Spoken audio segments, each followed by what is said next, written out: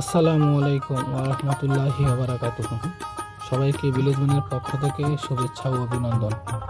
চলে আসলাম কুমিল্লা জেলার বৃহত্তর দাউদকান্দি উপজেলার হরিপুর গ্রামের প্রাকৃতিক সৌন্দর্যের উপভোগ করার জন্য।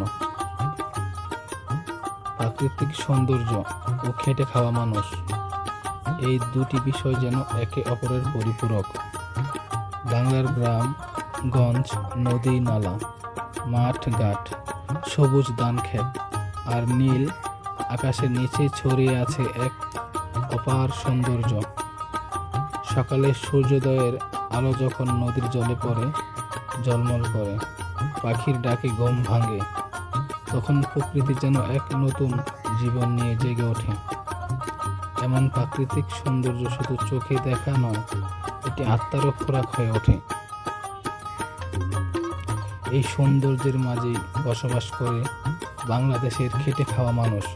তাদের দিন শুরু হয় সূর্য ওঠার আগেই আর শেষ হয় সূর্য ডুবার অনেক পরে।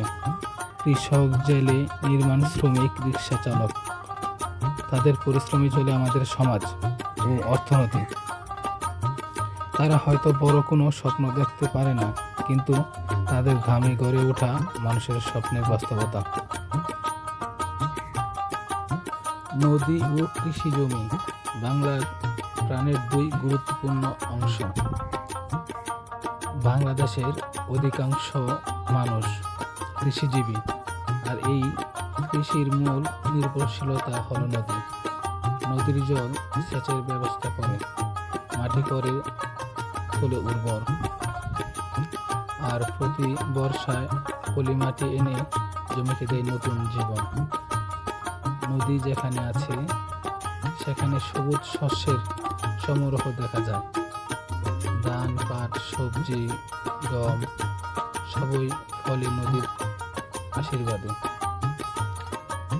তবে নদীর একদিকে যেমন দানশীলতা, তেমনি কখনো কখনো তা বয়ে আনে বন্যার দুর্যোগ, যা কৃষি জমিতে ক্ষতি ডেকে আনে। তাই নদীকে ভালোবাসার পাশাপাশি তার ব্যবস্থাপনাও গুরুত্বপূর্ণ।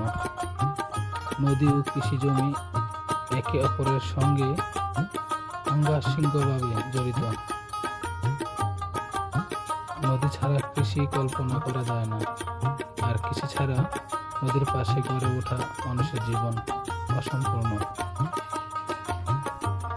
ধানের মাঠ, সবুজে ডেকে আছে মাঠের বুক, রৌদ্র ছায়ায় খেলে সোনালি সুর।